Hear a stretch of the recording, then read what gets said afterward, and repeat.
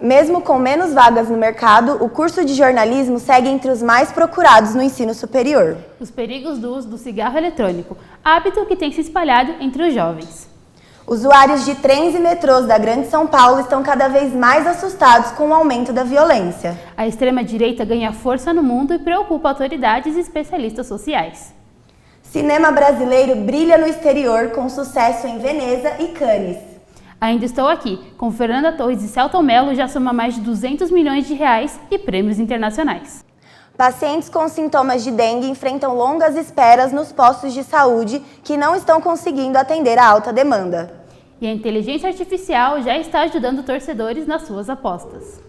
São Paulo não é só a cidade que anda sempre com pressa, também recebe artistas independentes de todo o país. Ansiedade, falta de foco e até alterações no cérebro são alguns dos efeitos causados pelo uso excessivo do celular. A Caixa Cultural de São Paulo inaugura a exposição Carolinas, em homenagem ao aniversário de nascimento da escritora Carolina Maria de Jesus. Você vai ver tudo isso agora no Jornal da FIAM.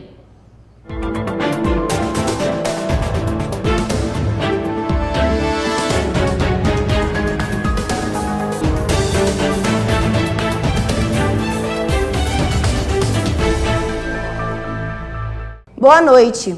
Mesmo diante da queda nas contratações no mercado de trabalho, o curso de jornalismo segue entre os mais procurados nas universidades de São Paulo. E em meio às incertezas sobre o futuro da profissão, cresce o debate sobre quem pode ser chamado de jornalista. O cenário é desafiador, mas também repleto de novas possibilidades. Mesmo com o setor jornalístico passando por transformações e incertezas, o curso de jornalismo ainda atrai muitos estudantes. Mas, apesar da procura, o mercado de trabalho não tem oferecido a mesma receptividade.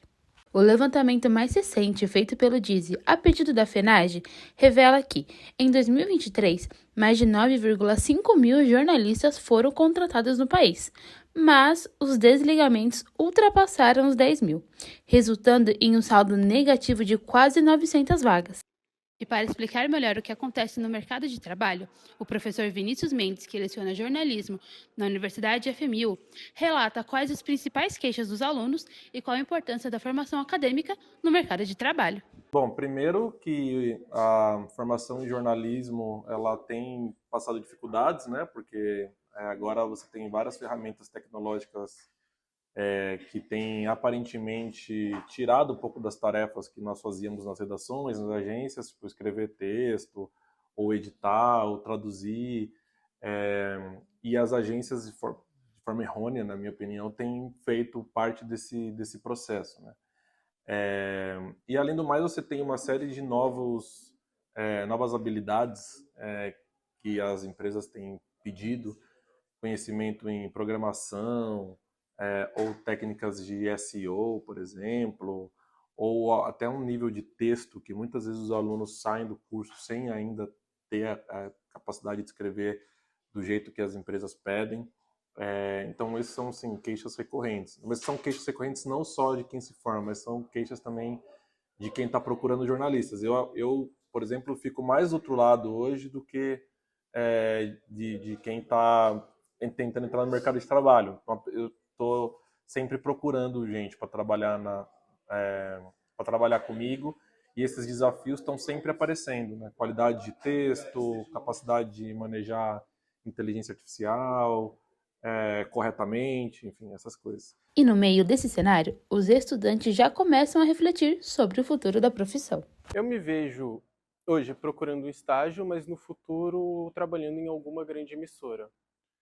No ramo esportivo, de preferência a ESPN ou a Sport TV, talvez uma TNT sendo correspondente morando na Europa.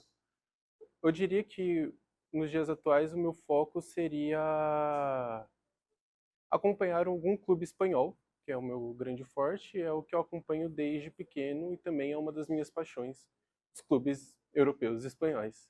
Mas também adoro os clubes italianos. Eu vejo como uma referência para mim Marcelo Beckler, que é um grande jornalista na área. Entre desafios e oportunidades, o jornalismo segue em transformação. Para quem está entrando, o futuro pode parecer incerto. Mas a paixão por contar histórias e buscar a verdade ainda é o que move muitos desses estudantes.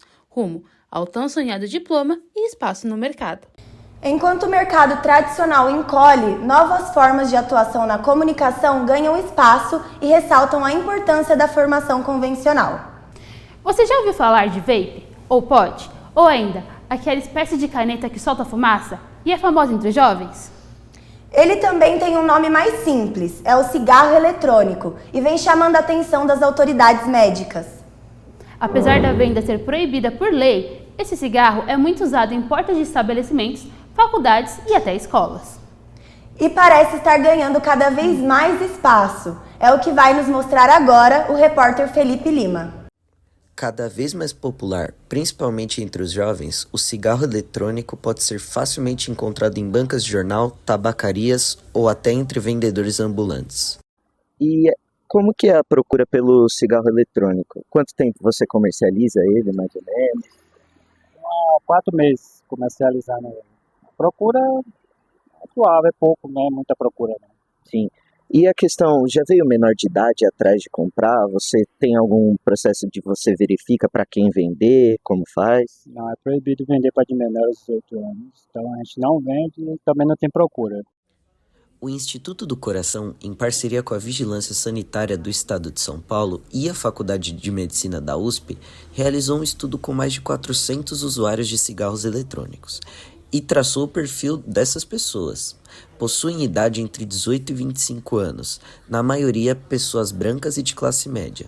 60% dos entrevistados pela pesquisa são usuários iniciantes, enquanto 40% são ex-fumantes do cigarro tradicional. A falta de políticas públicas de regulamentação e conscientização favorece um cenário de desinformação, principalmente entre os mais jovens. Em questão dos malefícios à saúde, o que você pensa em comparação com cigarro convencional, tabaco?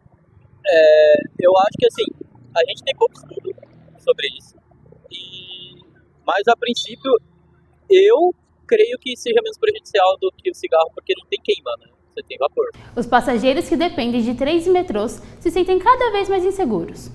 É verdade, Carol. Isso porque aumentam os casos de agressões, assédio e roubos, e a fiscalização diminui muito, como veremos agora.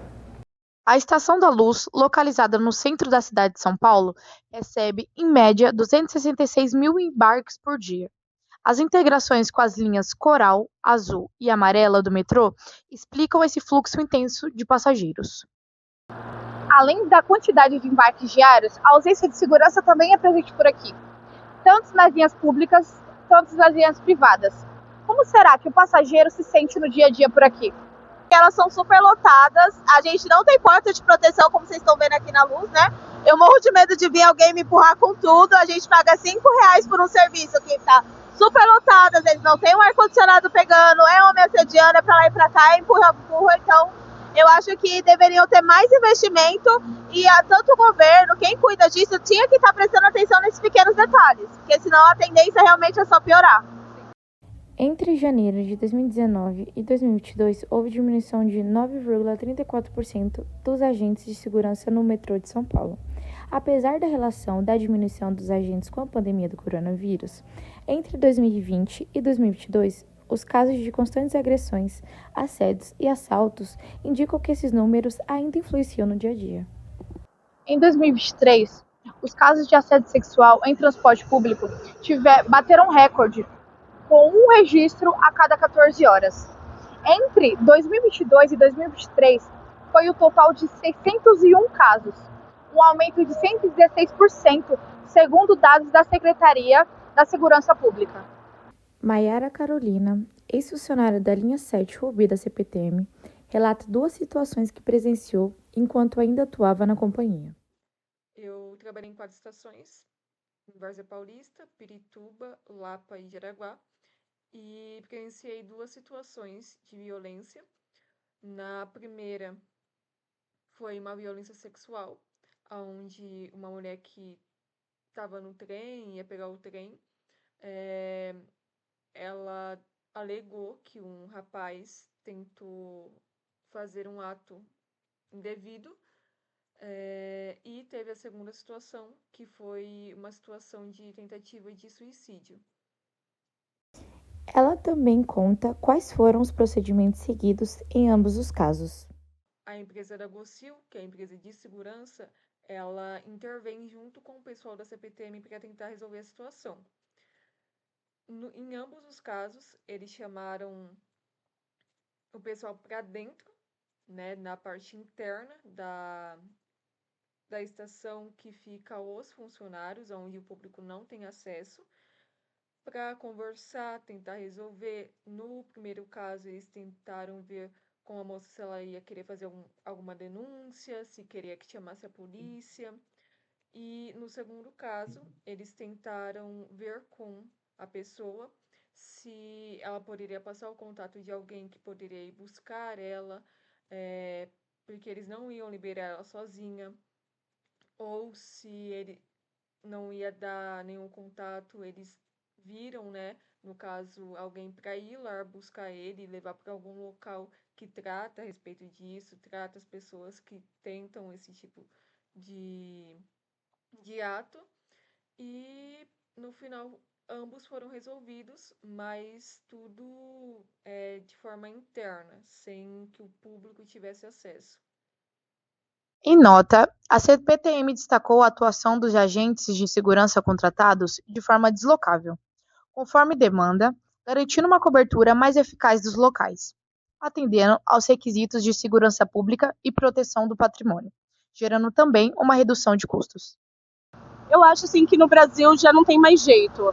Os governos eles pensam muito no bolso deles, referente à Caixa 2, e esquecem da população. Então, assim, independente do que faça, nunca é suficiente para a gente. Enquanto a insegurança aumenta, os passageiros continuam aguardando medidas que visem proteger o deslocamento urbano da cidade. Um homem morreu após ficar preso nas portas de segurança entre o trem e a plataforma na estação de metrô Campo Limpo. A repórter Tayane Kátil está no local e tem mais informações. A linha 5 Lilás da Via Mobilidade segue funcionando normalmente. Na manhã desta terça-feira, um passageiro morreu depois de ficar preso entre as portas de segurança do trem e da plataforma aqui na estação do Campo Limpo. O caso aconteceu por volta das 8 da manhã e é investigado pela Polícia Civil como morte suspeita. Lorivaldo Ferreira Silva tinha 35 anos, era pai de 3 filhos e estava a caminho do trabalho. A polícia agora quer entender as responsabilidades pela morte de Lorivaldo, por que a linha continuou funcionando normalmente após o ocorrido e por que agentes da Via Mobilidade limparam o local antes mesmo da chegada da perícia. O presidente da Via Mobilidade, Francisco Perrini, chegou a afirmar que o uso de sensores de movimento poderia ter evitado o acidente. Já a Agência de Transporte do Estado de São Paulo anuncia que vai investigar o caso. Segundo a concessionária Via Mobilidade, o homem tentou entrar no trem e acabou ficando preso entre as portas, apesar de todos os alarmes visuais e sonoros. É com vocês aí do estúdio. Em nota, a Via Mobilidade lamentou o ocorrido e disse estar concentrada na identificação da vítima, que, segundo eles, não portava documentos. A empresa também disse estar colaborando com as autoridades e apurando as circunstâncias do ocorrido. Em uma segunda nota, a concessionária acrescentou uma nova informação, abre aspas, mesmo após todos os alarmes visuais e sonoros, ele tentou entrar no trem e acabou ficando preso entre as portas. A empresa está registrando o boletim de ocorrência. O crescimento da extrema-direita tem acentuado discursos de ódio e opressão contra minorias e colocando em risco até mesmo a democracia. O crescimento de ideologias extremistas no continente europeu é expressivo. E não é só na Europa que esses grupos ganham forças. Esses movimentos extremistas crescem cada vez mais e já se mostram bem consolidados no continente americano. É isso que mostra a reportagem de Ian Guedes. Nos últimos anos, alguns países vêm sofrendo com um grupo de pessoas que propagam um discurso de ódio, como preconceito, racismo e xenofobia. Além disso, discursos nacionalistas e supremacistas também são adotados por essa comunidade. Esse grupo vem ganhando cada vez mais força e visibilidade pela Europa e por todo o mundo. Eles são denominados de extrema-direita e estão ganhando cada vez mais espaço nas eleições. Na Europa, grupos de extrema-direita utilizam discursos nacionalistas para atacar os imigrantes que vivem na Europa. O professor de sociologia Vinícius Mendes explicou um pouco mais sobre esse assunto. Os movimentos de extrema-direita na Europa, eles são fortemente nacionalistas porque você tem ali um nacionalismo de base muito de de muito tempo, né? Se você pensar que o próprio nazismo, o fascismo surge num contexto de nacionalismos na Alemanha e na Itália, né? A extrema-direita nada mais nesses países, nada mais do que ressignifica esses movimentos a partir de critérios contemporâneos, né?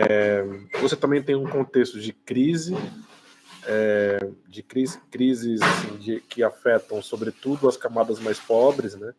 Então você tem um fenômeno super interessante, por exemplo, do ponto de vista sociológico, político, da Alemanha, né? Os principais apoiadores dos partidos do partido extrema-direita alemão, o AfD, são populações que estão na antiga Alemanha Oriental, né? Alemanha comunista, que é uma Alemanha que se desenvolveu menos que a Europa, que é a Alemanha Ocidental. Então você tem trabalhador até hoje, assim, né? 30 anos depois da reunificação, você ainda tem salários mais baixos, menor inserção, índices menores socioeconômicos, tal. Então, e você teve um período de tentativa de respostas via social-democracia, né, nesses países, sobretudo na Alemanha, na própria França, que também está aí nas portas de um governo extrema-direita. A Itália também passou por isso, agora já tem um governo lá do Fratelli d'Italia. Então, Mas esse movimento não se limita apenas à Europa. Embora seja abordada de uma maneira diferente, a extrema-direita também ganha cada vez mais força pelo continente americano, e o Brasil não fica de fora. Extrema-direita é a direita. Não à toa você já tem nos anos seguintes os movimentos contra a Dilma, a camisa da CBF, etc. E tal. Exato.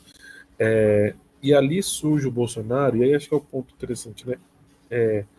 Ele não surge ali como uma figura que consegue reunir todos esses movimentos ao redor dele. É o contrário, para mim. Ele foi usado para fazer essa unificação. Então, assim, em dado momento ele aparece ali na TV falando uns absurdos e tal, mas tinha uma presença digital muito forte, e ele começa a ser socialmente alçado por esses diferentes grupos como alguém que pode levar esse discurso de forma uníssona ao poder. Então ele foi mais um monstro criado do que o monstro que criou, sabe? Utilizando as redes sociais para espalhar desinformação e se aproveitando de diversos problemas sociais e econômicos, a extrema-direita foi começando a ganhar mais força e teve suas ideias cada vez mais espalhadas dentro da sociedade. Por quê? Porque a universidade, ela é esse lugar, esse é onde acontece um certo processo civilizatório também, né? Não é só um processo não é só um aprendizado, não é só um aprendizado técnico, digamos assim. A universidade é um lugar onde você também se relaciona com perspectivas civilizatórias, provavelmente culturais, políticas, é onde você se forma como cidadão com mais força. Assim, né? Pelo menos a minha geração experimentou isso com força. A universidade como esse lugar civilizatório. Então, e esse processo civilizatório, ele tem como consequência destruir essas narrativas à direita. Essas narrativas, quando não são fake news, são profundamente primitivas, superficiais, são facilmente destruídas. Assim, né? O cenário é preocupante. As medidas para frear o crescimento desses movimentos são poucos e nem sempre são efetivos. Eu sou muito pessimista, cara. Eu acho que você tem que, além da disputa na base do discurso, que é uma coisa que já todo mundo diz, né? Então você tem que disputar o campo do discursivo, assim. Eu acho que você tem que. Eu, na verdade, acho o contrário. Né? Eu acho que o que tem acontecido são as esquerdas indo cada vez mais para o centro, até né, para tentar tirar um pouco dos seus valores para se aproximar um pouco mais dessas pessoas. Né? O movimento é esse, porque é o social que parece estar à direita, né? A esquerda tentando. Então, acho que nesse sentido, assim, é uma conjuntura de forças, só não pode morrer, entendeu? Você tem que ficar ali vivo enquanto isso durar. Cabe à sociedade estudar e se aprofundar um pouco mais sobre o cenário político, passado e atual, não só do nosso país, mas por todo o mundo, e assim criar mais consciência política e não deixar que movimentos de ódio ganhem cada vez mais espaço. Nas salas de cinema, o filme Ainda Estou Aqui foi um verdadeiro sucesso nacional e internacional. No Festival de Veneza de 2024, o filme recebeu 9 minutos de aplauso. E assim como ele, outra produção do país também teve reconhecimento. No Festival de Cannes, o filme O Agente Secreto, dirigido por Kleber Mendonça Filho, conquistou prêmios e longos minutos de aplauso. Alessandra Baroni nos traz mais informações. Isso mesmo, o Festival de Cannes, um dos mais importantes do mundo, premiou o filme O Agente Secreto, dirigido por Kleber Mendonça Filho e estrelado por Wagner Moura. A produção foi exibida no dia 18 de maio, recebeu 13 minutos de aplausos e conquistou 4 prêmios, incluindo Melhor Ator e Melhor Diretor. A história do filme se passa em 1977, durante a ditadura militar, e acompanha Marcelo, um professor que retorna ao Recife e acaba se envolvendo com espionagem e repressão. A estreia no Brasil está prevista para o segundo semestre de 2025. E assim como Ainda Estou Aqui, o filme reforça a importância do cinema nacional em revisitar o passado para refletir no presente. É isso que veremos agora na matéria de Jules Forzin. Dirigido por Walter Salles, o filme Ainda Estou Aqui retrata a época da ditadura militar brasileira, vivida pela família Paiva. Interpretada por Fernanda Torres, Eunice Paiva luta por justiça pelo desaparecimento de seu marido, Rubens Paiva, personagem de Selton Mello. O enredo traz à tona uma parte importante da história do país, marcada por um regime autoritário e agressivo, com crimes e violações dos direitos humanos. É um filme que, através dessa conexão que ele faz com o espectador, ele permite o acesso do público a uma história muito dura, né, que é essa do período do regime militar no Brasil, que muitas vezes fica restrita mesmo aos livros de história, né, às discussões políticas, mas não chega para a gente da forma como o filme entrega. A obra se destaca pela direção e atuação do elenco, mostrando o papel do cinema brasileiro como ferramenta de reflexão e resistência. Ainda Estou Aqui conquistou a marca de 200 milhões de bilheteria total ao redor do mundo. Agora, aqui no Brasil, a importância disso também vem a ser essa visibilidade, porque, infelizmente, os nossos filmes não são tão vistos no Brasil quanto filmes estrangeiros, né? Então, muitas pessoas foram ver o Ainda Estou Aqui depois que ele começou a ganhar prêmios, né? Ele tem um público enorme, mas se você pegar quantas pessoas passaram a procurar por ele depois que começou a premiação da Fernanda Torres do Globo de Ouro, veio a indicação ao Oscar, o público subiu exponencialmente. De acordo com a Secretaria de Regulação da Ancine, a produção teve mais de 5 milhões de espectadores, ocupando o 7º lugar entre os filmes nacionais mais assistidos, com 104,7 milhões de renda. Baseado no livro de Marcelo Rubens Paiva, filho de Eunice Paiva, o filme recebeu 2 premiações importantes. A primeira foi o Oscar como melhor filme internacional, sendo a primeira produção brasileira a receber esse prêmio, e também a estatueta individual para a Fernanda Torres, como melhor atriz no Globo de Ouro. O filme se consolidou ainda como a 3ª maior bilheteria nacional. Diferentemente do convencional, Salles trabalhou no decorrer do roteiro com momentos e falas que exemplificam o período da ditadura militar no Brasil, com poucos momentos de romance e comédia. Por si só, é um baita filme. Eu acho que ele se garante completamente, tanto esteticamente, o roteiro é muito bem feito, o filme foi gravado de forma diferente, foi gravado de forma cronológica, assim, porque a gente sabe que quando a gente vai gravar um filme, muita gente começa gravando o final e depois, só no final, vai gravar o começo do filme. Isso é algo bem diferente e que o Walter Salles prezou para ter essa continuidade, então dá para sentir esse tipo de estrutura narrativa dentro do filme. Fernanda Torres foi a primeira e única brasileira a ganhar o Globo de Ouro, concorrendo com atrizes de Hollywood, a exemplo de Angelina Jolie e Nicole Kidman. Essa conquista é significativa, já que sua mãe, Fernanda Montenegro, concorreu como melhor atriz em 1999, com o filme Central do Brasil. Contudo, perdeu a estatueta para Cate Blanchett.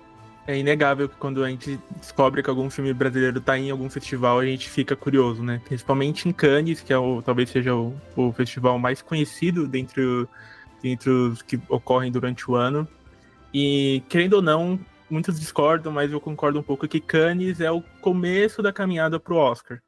Mas pensando no contexto do cinema, na década de 80, Fernanda Torres também ganhou o prêmio de melhor atriz no Festival de Cannes, quando atuou no filme Eu Sei Que Vou Te Amar, dirigido por Arnaldo Jabor, sendo a primeira atriz brasileira a vencer neste festival. Uma das maneiras para que haja o reconhecimento das produções brasileiras são as políticas de incentivo e o acesso a elas nas escolas, para a formação de novos públicos desde cedo. A gente tem possibilidade de fazer do cinema brasileiro também uma potência, assim como a teledramaturgia. Falta mesmo esse olhar mais inteligente, né, de quem está ali no comando para que isso seja possível. Né? E investimento público também. Né? A gente não pode abrir mão disso, porque é como eu disse, se deixar só as empresas estrangeiras no controle, realmente não vai ter espaço para o nosso cinema, não, mesmo no nosso próprio país. O que vocês querem? Cadê meu marido? Nas últimas semanas, o filme Ainda Estou Aqui entrou para a lista dos melhores filmes de 2025, do The New York Times.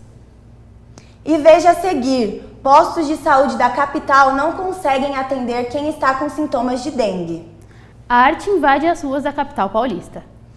A Caixa Cultural mostra uma exposição que homenageia a escritora Carolina Maria de Jesus. A gente volta em 1 minuto.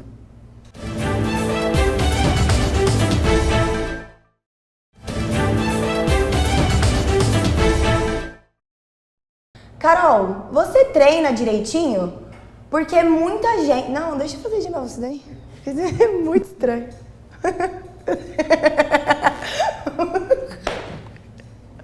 Ai, que péssimo. Vai.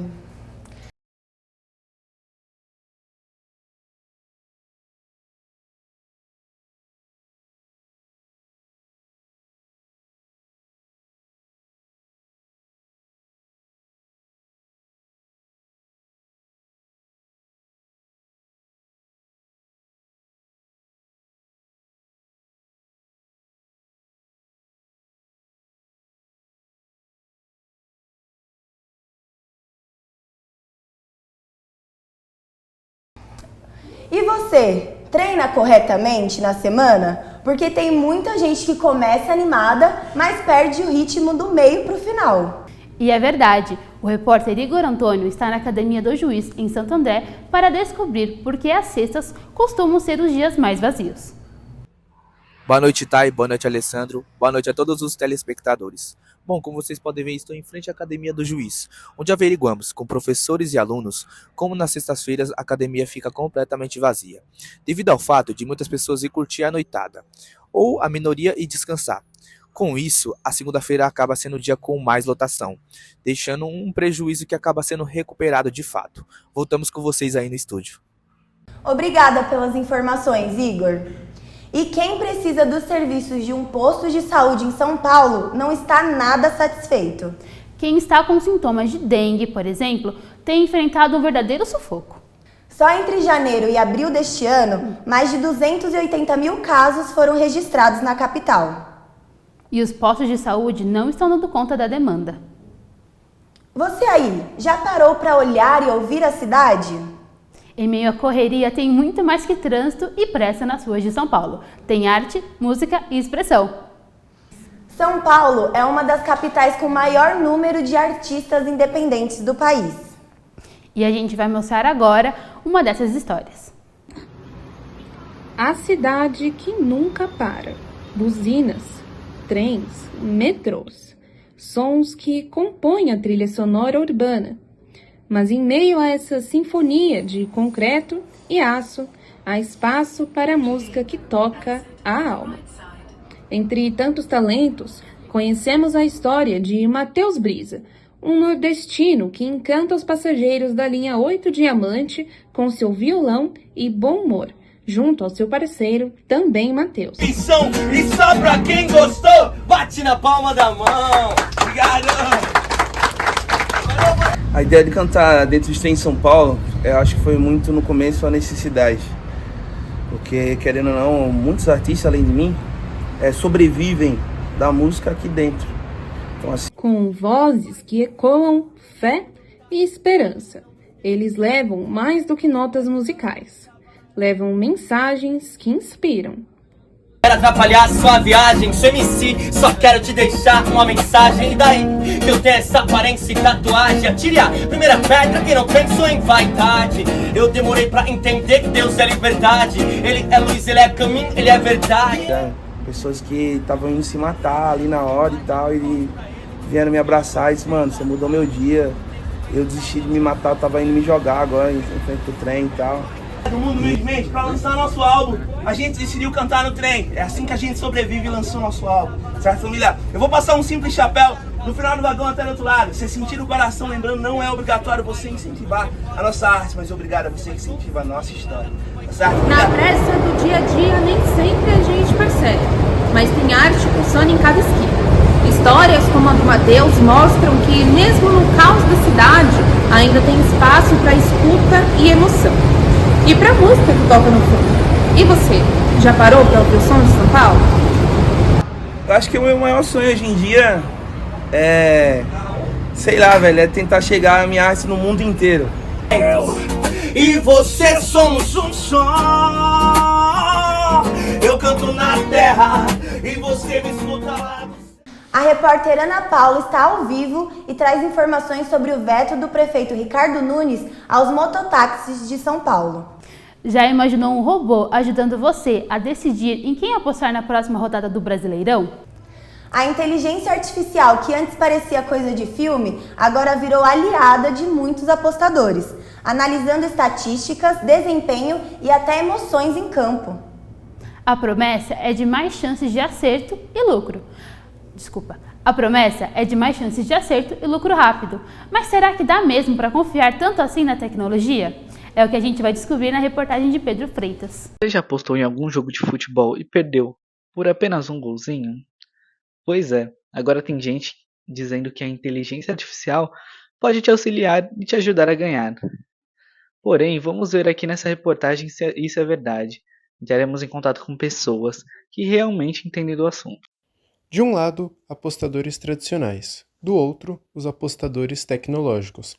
A IA chegou nas apostas e tem gente jurando que nunca mais perdeu depois disso. Mas será que é bem assim? Eu tô aqui com o João. O João já é um apostador há muito tempo, né? Então, João, pode falar um pouco sobre sua jornada como apostador, como foi o começo? Falar desde o começo, basicamente. Tudo bem. Tá, vamos lá. Eu já trabalho com aposta esportiva já faz um pouquinho mais de um ano. Comecei ano passado. Eu comecei com uns valores bem pequenininhos, né? Eu tinha, sei lá, uns 2, 3 mil reais pra começar. Aí fui conversando com algum pessoal que já mexia com isso, né? Pegando confiança. Aí experimentei um mês. Vi que ganhei um pouquinho de dinheiro. Eu falei, tá, dá pra dar um passinho mais adiante. Aí eu recebi uma rescisão de um trabalho antigo meu. Peguei esse valor e falei, mano, vou começar. Pode falar o valor? Pode. Claro. Na época eu peguei 20 mil e falei assim, vou começar com isso. Aí eu defini lá a minha stakezinha, que a stake, não sei se eu já te expliquei, é o valor que a gente usa como base para apostar, que era R$200, é 1% da banca, de 20 mil. E aí comecei. Aí esse mês seguinte já deu mais certo ainda, foi um mês bem melhor do que o anterior. Acho que foi um mês que eu fiz tipo uns 35% da banca. Eu falei, caralho, então isso realmente dá muito dinheiro. Aí, naquela época, quando eu tinha tanta conta pra pagar como hoje, aí eu aproveitei e já aumentei a banca. Fui pegando confiança, fui pegando experiência, conversando com o pessoal ali, fazendo amizade. Isso ajudou bastante pro lado mental e psicológico, principalmente. E foi isso. Acho que o começo foi um misto de medo, que era uma coisa muito nova. Também era uma novidade, então eu tava muito entusiasmado pra isso. Aí, já tô aí até hoje. Atualmente você se acha mais firmado nessa área? Nossa, tranquilamente. Hoje, quando tem cliente, porque hoje eu já dei uns passos mais adiante, né? Hoje eu tenho alguns clientes que são, na verdade, alguns amigos próximos meus, né? No caso são 3. Eu consegui convencer a participar disso também, né? Só que eu não sou bobo, eu não ensinei o serviço para eles, eu ofereci o serviço a eles, né? Aí eu tenho 2 funcionários, que um deles é meu irmão, e um amigo meu de confiança, para poder mexer com isso, que o dinheiro dos outros é foda. E hoje eu já tenho, né, como expliquei, esses clientes. Então, sim, hoje eu sou bem mais confiante nisso. Hoje eu posso afirmar mesmo, que, tipo, a aposta esportiva você não perde dinheiro. Tipo, não tem como você perder dinheiro se, claro, você seguir um modelo de gestão de banca que a gente estudou durante muito tempo. Segundo o levantamento da Fundação Getúlio Vargas, o mercado de apostas online do Brasil cresceu mais de 300% nos últimos 5 anos. Hoje estima-se que mais de 20 milhões de brasileiros estejam ativos nesse setor. Quais são os fatores, características e dados fundamentais que você usa para poder apostar? Vamos lá. Eu vou dar uma contextualizada do porquê que a IA não é útil e quais são os fatores que eu uso. A gente tenta não, né? A gente faz, no meio das apostas esportivas, a gente tenta usar muito base de estatísticas, né? A gente pega lá um zagueiro, pensando em um aqui bem aleatório, o Gustavo Gomes do Palmeiras. Gustavo Gomes do Palmeiras, ele finaliza, sei lá, uma vez a cada 7 partidas. Então a gente tenta usar dessa estatística para a gente fazer a nossa aposta.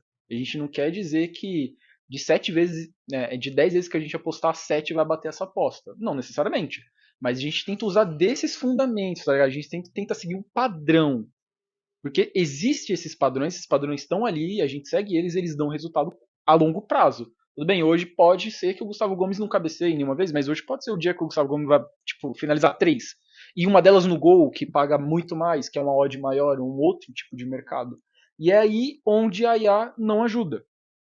Porque essas informações, como eu já tinha te explicado uma outra vez, é informações que tem um pessoal que trabalha com isso, que reúne essas informações.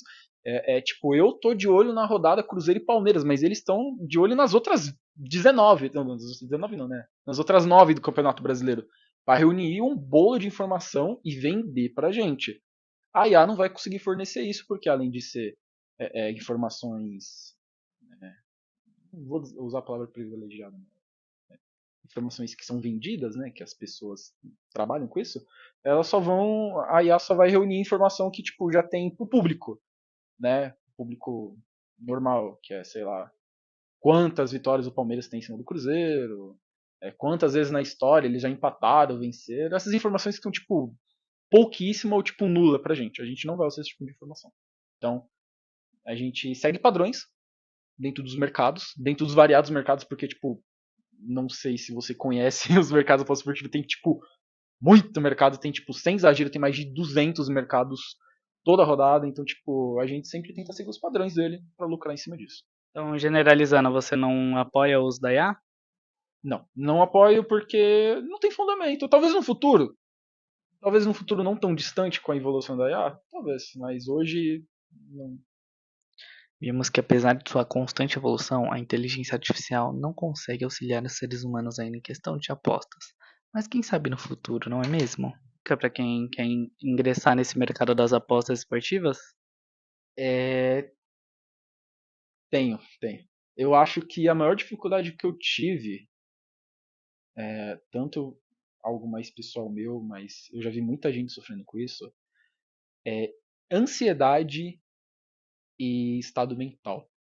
Porque uma coisa que dá muito dinheiro, é uma coisa que realmente dá muito dinheiro.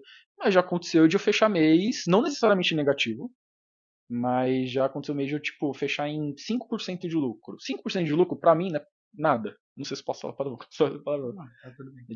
tipo, não é porra nenhuma 5%. Não paga minhas contas. Então foi alguns meses, né, especificamente 2, que eu me vi na situação de ter que tirar dinheiro da minha banca, que é o meu dinheiro que eu uso para as apostas, para pagar minhas contas do mês, né, meu aluguel, minha água, esses negócios. E já aconteceu de eu ter amigos nessa área que, tipo, nesses momentos quebrou mentalmente, sabe? Eles falam assim, cara, não tá dando nada certo, tá dando nada certo. E aí vira uma bola de neve, porque a gente segue esses padrões, mas aí às vezes o cara quer fazer, tipo, quer apostar no 5-0 do PSG que teve hoje. Mas quantas vezes o PSG vai fazendo sem casar nenhuma? Ele vai lá e coloca um dinheiro muito alto e perde, obviamente, esse dinheiro na base do desespero. E aí a pessoa fica muito mal mentalmente, o psicológico dela vai pra casa do caralho, aí ela vai perdendo dinheiro, até o momento que ela quebra. E eu já vi muito amigo acontecer isso. Eu já quase quebrei uma vez, mas eu tive apoio familiar do meu pai, no caso, que é a pessoa mais ligada a mim, né? Tanto psicologicamente quanto financeiramente, a gente conversa bastante sobre essas coisas. E aí eu consegui me restabelecer, logo na semana seguinte eu já tive uma semana boa, já consegui respirar melhor. Então eu acho que a melhor dica é, pô, você quer entrar nisso? Entra, vai dar dinheiro, mas mano, se prepara psicologicamente. E você, já parou para pensar em quanto tempo passa no celular por dia? O uso excessivo pode trazer consequências que vão muito além da distração. Ansiedade, falta de foco e até alterações no cérebro. Veja na reportagem de Matheus Maelaro como a cultura do imediatismo está impactando a nossa rotina. A gente dorme com o celular, acorda com o celular, mas não percebe como o uso excessivo das redes está afetando a nossa saúde, principalmente das nossas crianças. Embora o raciocínio seja mais rápido por conta do celular, elas são crianças mais individualistas. Elas não sabem brincar em grupo. Você sabe o que é a nomofobia? O medo de ficar sem um aparelho vem crescendo cada vez mais, principalmente na geração atual. Isso pode acabar afetando principalmente o nosso cérebro e também já atinge adultos e idosos. E esse uso de tela em excesso pode acabar alterando o funcionamento do cérebro. Essa cultura do imediatismo, ela traz uma falsa sensação de bem-estar, né? Porque libera dopamina que vicia, então acaba sendo um comportamento muito nocivo. A gente perde o prazer por processos e pensa só nos resultados. A gente para de pensar no caminho e pensa só no objetivo. E aí isso gera muitos transtornos psicológicos e atrasos, problemas até no desenvolvimento aí para a saúde. E essa busca por gratificação imediata dificulta a convivência social e o rendimento na escola despenca. Mas será que sempre foi assim? Marli discorda e revela que em 40 anos de criação de seus filhos jamais teve uso de telas dentro da sua residência. No dia a dia eles iam para a escola, aí na parte da manhã, à tarde eles faziam o dever de casa, depois eles iam brincar. No final de semana nós íamos passear com eles em vários lugares, parques, piqueniques. Era a opção que tinha. E por fim, Gustavo finaliza dizendo que a ansiedade é sim uma doença comum nos dias de hoje e que o uso excessivo das redes e aparelhos digitais influenciam na inflação do distúrbio. A gente não precisa abandonar a tecnologia, mas sim usá-la de forma consciente. Afinal, a vida offline também tem muito a oferecer. É favorável porque ajuda em certo desenvolvimento, mas prejudica muito, porque a criança deixa de ter infância, de brincar, de mostrar o que ela realmente é. A Caixa Cultural de São Paulo inaugurou a exposição Carolinas, em homenagem ao aniversário de nascimento da escritora Carolina Maria de Jesus. A amostra celebra a representatividade e o legado da autora, uma das vozes mais potentes da literatura brasileira. Entre as 11 artistas exibidas está Antônia Maria, ex-cozinheira e empregada doméstica, que se dedicou à arte mesmo após ser diagnosticada com cegueira. Uma história de superação e resistência. Acompanhe a reportagem de Caroline Pita. Antônia Maria não deixou entrevistas, não há registros de sua voz nem vídeos dela pintando, mas deixou obras que atravessam o tempo e tocam quem se permite olhar. Diagnosticada com cegueira nos últimos anos de vida, Antônia nunca deixou que a escuridão tirasse as cores de suas telas. Ela foi perdendo a visão com o tempo, pelo glaucoma, e ela conversava com a família e pedia para a família ajuda. Eu tenho essa imagem na minha cabeça, mas eu tô fazendo certo. A artista não estava entre as 11 selecionadas para expor suas obras, mas foi aqui que ela veio parar. Quem passa por essa sala para, olha, sente. Antônia era uma mulher à frente do seu tempo, com um propósito claro de ser livre. Concluiu os estudos na terceira idade. Ela tinha a imagem gravada no olho e no coração. Sempre foi artista, mas ela começa a desenvolver suas obras. E isso é através de grandes referências, assim. Era uma mulher que lia, era uma mulher que estudava referência, estudava profundidade de uma obra, né? Fazia questão de ouvir músicas, né? De colocar o crochê. Ela tentava sempre fazer o crochê, mesmo com pouca visão ainda, que ela deixa pra gente de persistir, né? Se a arte é um espelho do nosso tempo, a ausência de artistas negros nos museus também diz muito. Dar nome, rosto e espaço a essas histórias é mais do que justo, é necessário. A presença de Antônia nesse espaço é histórica, não só pelo valor estético de sua obra, que é imenso, mas porque reafirma que artistas negras existem, resistem e criam.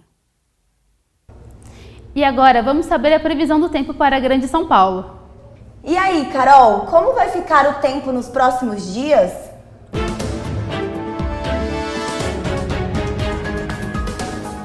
Vamos conferir a previsão do tempo para a capital paulista? A semana começa com poucos picos de sol e temperaturas baixas. Na segunda-feira, temos previsão com máxima de 24 graus e mínima de 14.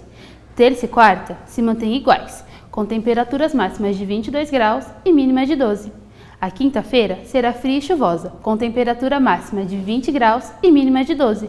No final de semana, o sol volta. A previsão é de sexta e sábado ensolarados, com máxima de 26 graus e mínima de 19 graus. E domingo, com máxima de 25 graus e mínima de 18. O Jornal da FIAM está terminando. Boa noite e até amanhã. Boa noite, nos vemos amanhã neste mesmo horário.